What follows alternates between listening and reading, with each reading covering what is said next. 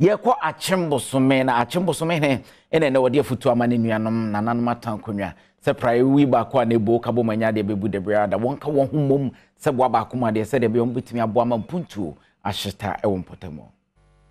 Manhene owa Akyem Bosome Traditional Council okutwa asuo kantamanto oware agyekum a wotoso miensa e de atudwa se ahemfunsemu ntawantawa e yade bia emakro bia empumtu ekechire na fei e de ahokyere ba begyae manfo so na se ekoba ne saa teme ho ase ne basabasayo e na ya na ebekro mu honom a bewi akire na akoba se wo se aban e de babo adwumayefo begu krom ho se be ya asumdwi ebeba ne senti wode ato emabunu a wonom e wo man mu nyina animu se wo makwan e ma obi mfa won so entieti amanfo fa so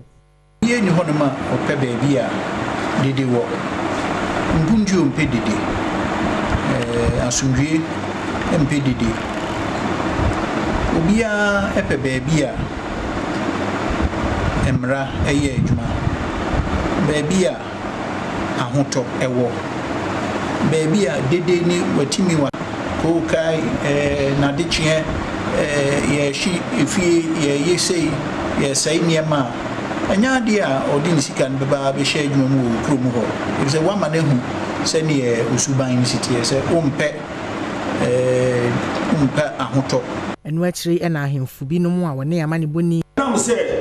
ochiachi ni ho a sukufo ba kweti enti na Bosome etire no